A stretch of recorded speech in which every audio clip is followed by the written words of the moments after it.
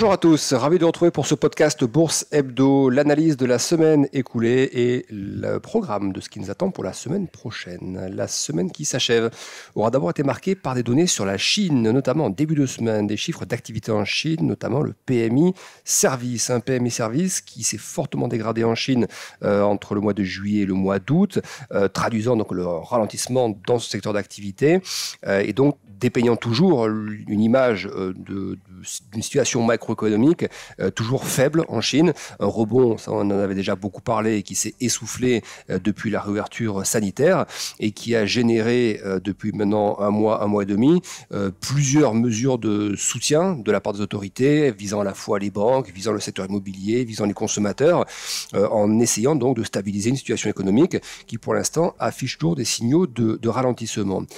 Du côté de la Chine, il y a toutefois eu des statistiques un tout petit peu moins mauvaises ces derniers jours, donc qui peuvent peut-être laisser penser qu'on commence à toucher un peu le fond en termes de ralentissement de l'économie en Chine. La première des statistiques, c'est le PMI manufacturier, où depuis maintenant quasiment 3 mois, on observe le fait que le PMI ne se dégrade plus. Le PMI est toujours en dessous de 50, ce qui traduit donc toujours une situation de contraction de l'activité, et c'est déjà le cas depuis plusieurs mois, mais on observe une stabilisation et une petite amélioration de cette contraction, si vous voulez. Donc on n'est pas encore revenu en phase d'expansion pour l'activité manufacturière en Chine, mais la contraction a été moins forte ces 2 derniers mois. Et concernant également une autre donnée sur la Chine qu'on a eu cette semaine, à savoir la balance commerciale, on observe également quelque chose d'à peu près similaire. C'est-à-dire que les chiffres d'exportation et d'importation sont toujours en repli en données annuelles, donc ça c'est toujours dans cette même veine de ce ralentissement de l'activité,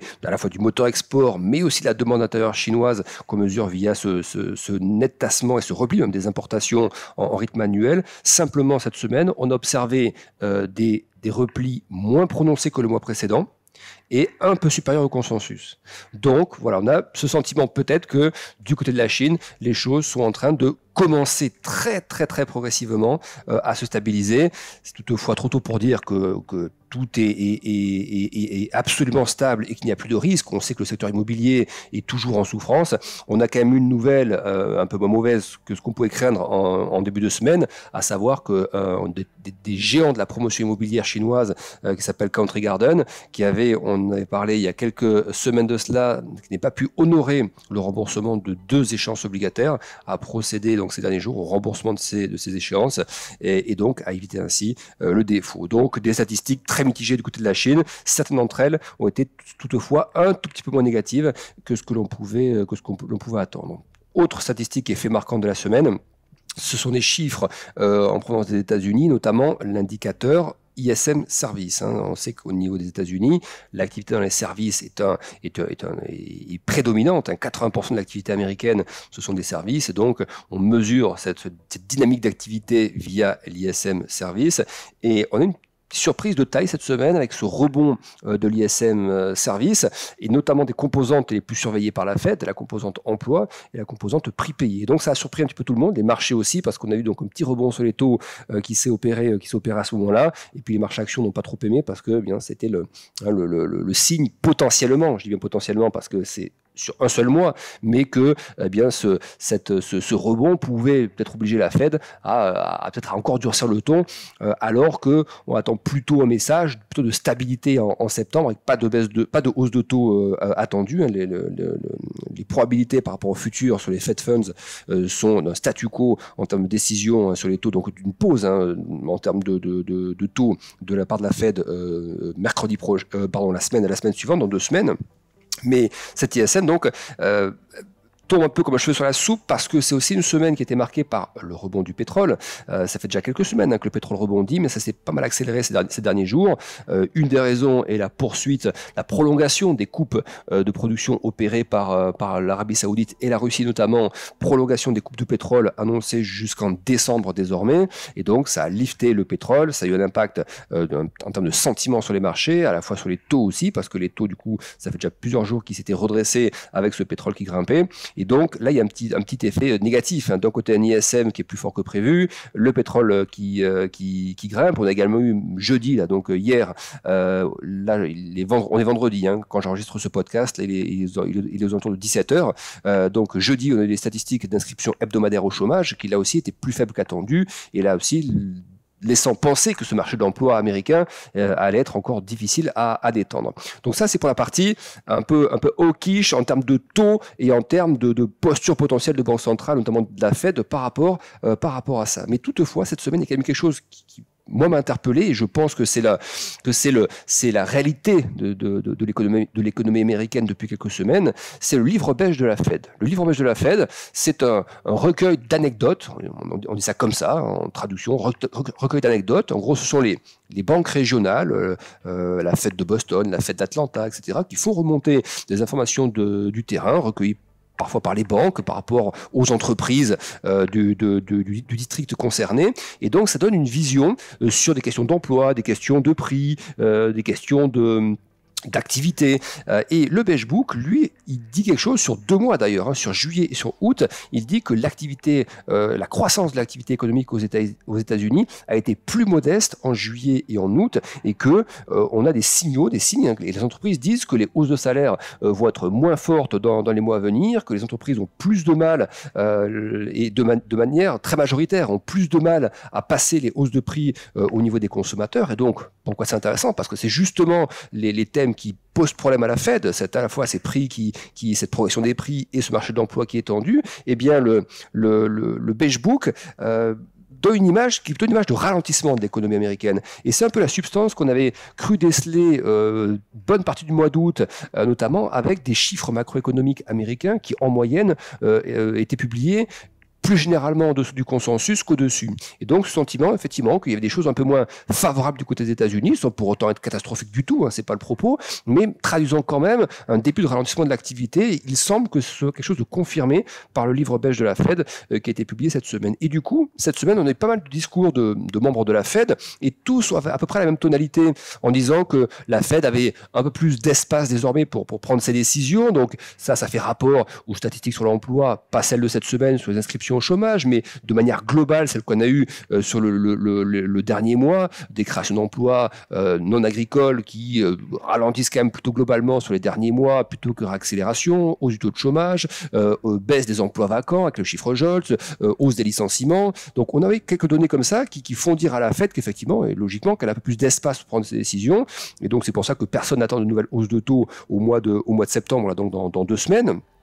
Mais elle rappelle évidemment, et les membres de la Fed rappellent que le marché de l'emploi n'est pas normalisé encore, qu'il y a encore besoin de le détendre, que les progressions de salaire, on rappelle que c'est encore 4,3% de progression de salaire en moyenne aux États-Unis sur les dernières publications, donc c'est évidemment incompatible ou assez incompatible avec un retour de l'inflation à 2%.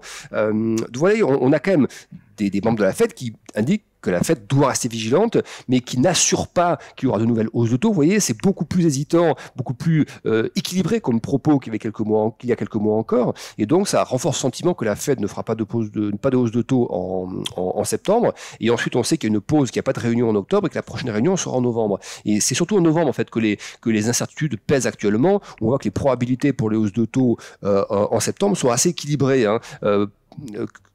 Statu quo ou nouvelle hausse de taux, ça c'est quasiment de l'ordre de 50-50. Donc c'est très équilibré, alors que là pour le mois de septembre, vous voyez, c'est 90% de probabilité qu'il n'y ait pas de hausse et à peine 10% de probabilité qu'il y ait une hausse. Vous voyez, novembre c'est beaucoup plus mitigé, et donc c'est ces indications sur le mois de novembre qu'on va attendre pour la réunion de septembre, en fait, voir un petit peu les guidances, les orientations de la Fed par rapport à ça. Mais la Fed, sans trop de surprise, je pense, devrait dire qu'elle est data dépendante et que la décision évidemment de novembre dépendra aussi des différentes données qui lui parviendront. Mais si le livre beige de la Fed, donc le Beige Book, donne bien ce sentiment de ralentissement de l'économie américaine, on voit mal comment, avec une Chine dont l'activité est toujours pas terrible. En Europe, on voit que les prévisions de croissance du deuxième trimestre, la deuxième estimation, a été révisée à la baisse. On voit que les instituts économiques allemands dégradent leurs perspectives pour cette année en termes de repli de la croissance en Allemagne, donc de contraction de l'activité économique. Donc on ne voit pas dans ce contexte, avec la Chine dans l'état où elle est, l'Europe également avec cette croissance très faible et même à la limite de la contraction,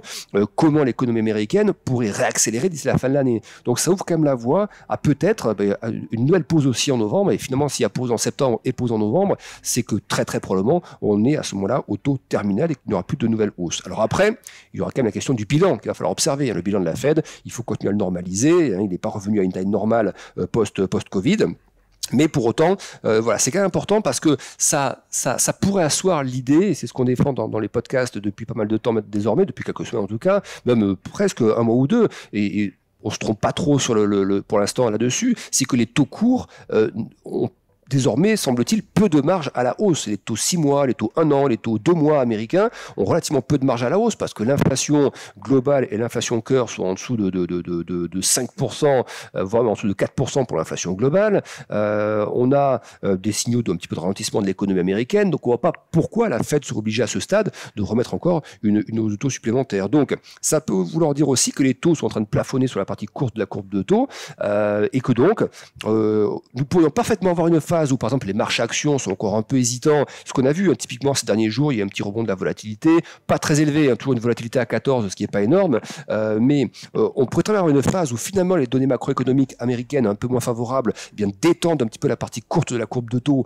avec l'histoire ou l'idée d'une pause définitive sur les taux de la Fed dans les réunions à venir, et ensuite, plus tard, l'année prochaine évidemment, un pivot de la Fed avec des premières baisses de taux et peut-être un arrêt de la réduction du bilan, vous voyez. Mais en tout cas, là, on a quand même une espèce de carrefour en termes de politique monétaire, et ça peut limiter donc à l'appréciation des taux courts et même probablement, je pense, les faire redescendre un petit peu ces taux courts, malgré les questions autour du pétrole qui se redressent ou autres. Les questions autour du pétrole, je pense que c'est des choses qui vont impacter l'inflation peut-être sur un mois ou deux. C'est plutôt donc de nature à faire bouger, à faire réagir l'inflation sur les données mensuelles, mais probablement pas sur les données annuelles, parce qu'il faudrait des mois et des mois successifs de réaccélération du pétrole. Or, dans un contexte macroéconomique qu'on vient de décrire, il n'y a pas de raison fondamentale que les prix de l'énergie et que globalement, le prix des matières premières réaccélère. Donc, il y a des phénomènes un peu techniques liés aux ajustements de l'Arabie Saoudite et de la Russie, mais l'économie mondiale en tant que telle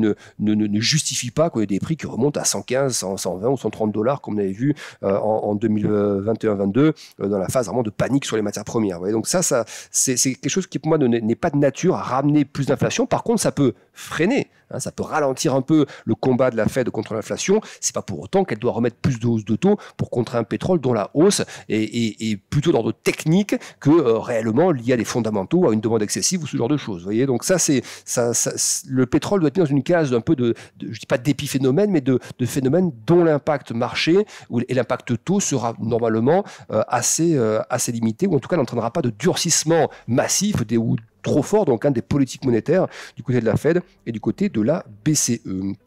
On note toujours donc, sous ce prisme macroéconomique ces chiffres pour l'Allemagne qui sont toujours mauvais, les PMI manufacturiers toujours contractés, PMI services contractés. On a eu cette semaine un chiffre sur les commandes industrielles en Allemagne, plus fort repli observé depuis mars ou avril 2020, c'est-à-dire depuis la pandémie en fait.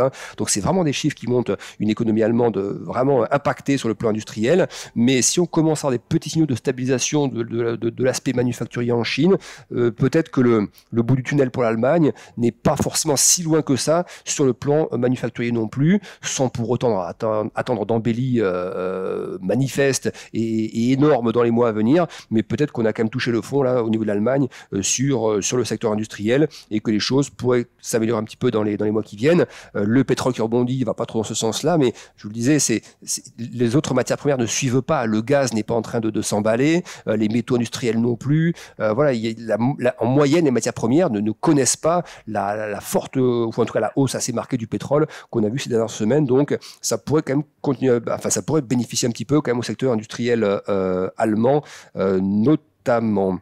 Dernier élément de cette semaine, et après je passe au programme pour la semaine prochaine, c'est le discours en début de semaine de Christine Lagarde, assez court, il n'y a pas eu d'éléments extrêmement importants dans ce discours, mais simplement un rappel que les anticipations d'inflation doivent bien rester ancrées, doivent bien rester arrimées, donc il ne faut pas dériver sur le sentiment moyen terme en ce qui concerne l'inflation. Là, elle ne parle pas de l'inflation court terme, elle parle bien des anticipations d'inflation moyen terme, et donc ça c'est en revanche, et contrairement à ce qu'on disait par rapport à la Fed, tout à fait possible que la BCE mette une dernière hausse de taux au mois de septembre et puis une pause ensuite, mais on a quand même l'impression que la BCE est plus prompte, et en tout cas qu'il y a plus de risques à avoir une dernière hausse de taux de la part de la BCE que de la Fed, en fonction des derniers discours qu'on a entendus de la part des différents membres de ces banques centrales respectives. Voilà ce que nous pouvions dire pour le récap de cette semaine. La semaine prochaine, une semaine pas très chargée en données, mais il y en aura une extrêmement importante. Ce sera jeudi avec l'inflation, mercredi avec l'inflation aux États-Unis. Ça commencera d'abord lundi, donc, avec les nouveaux prêts en Chine. Donc, on va mesurer là, s'il y a un petit peu de rebond en termes de prêts en Chine. Ça, c'est important par rapport à l'activité économique, l'activité des banques, par rapport à l'immobilier. Donc, lundi, on suivra ces données sur les prêts en Chine. Mardi, on aura l'indice ZIU du sentiment économique en Allemagne. On aura également des données sur les salaires, le taux de chômage et salaires au Royaume-Uni. Donc, ça, c'est toujours important pour mesurer le potentiel sur l'inflation et donc la réaction de la Banque d'Angleterre. Donc, à surveiller mardi. Mercredi, je vous le disais, des chiffres sur l'inflation américaine. Ça va être un élément évidemment majeur qui précédera la réunion de la Fed la semaine d'après. Donc la semaine prochaine, ça va être la réunion de la BCE et la semaine suivante, ce sera la réunion de la Fed. Donc évidemment que les chiffres d'inflation vont être importants et en prévision. On attend quand même un rebond. On va pas faire un suspense inutile. Le consensus attend quand même un rebond de l'inflation globale sur les chiffres qui seront publiés la semaine prochaine. Simplement, on peut attribuer ça effectivement à certains phénomènes liés un peu à l'énergie. On peut attribuer ça à une résilience de l'économie américaine. Même si elle a quand même ralenti, elle est quand même très résiliente. Et donc, ça peut s'expliquer aussi par ce phénomène-là. Le marché d'emploi qui est ralenti, mais les salaires qui sont toujours assez élevés, ça peut s'expliquer par ce biais-là. Mais pour autant, c'est pas parce qu'on aura, je pense, la semaine prochaine, un rebond des chiffres d'inflation aux États-Unis que la Fed doit envoyer une hausse de taux la semaine d'après. Vous voyez. Mais en revanche, ça peut influencer un petit peu le marché obligataire. Voilà, ça, on connaît les réactions en chaîne qui peuvent avoir lieu. Donc, on en reparlera la semaine prochaine. On enchaînera donc le jeudi avec la réunion de la Banque centrale européenne et la conférence de presse qui suivra. Et puis, on terminera la semaine avec des indices d'activité, avec des chiffres sur la Chine. Ça va être important à production industrielle, vente au détail, investissement. Donc ça, ce sera dans la nuit de jeudi à vendredi, pardon. Et on terminera le vendredi après-midi avec le climat de confiance, avec le sentiment de confiance des consommateurs aux États-Unis, mesuré par l'Université du Michigan. Excellent week-end à tous et rendez-vous la semaine prochaine pour un nouveau podcast. Au revoir.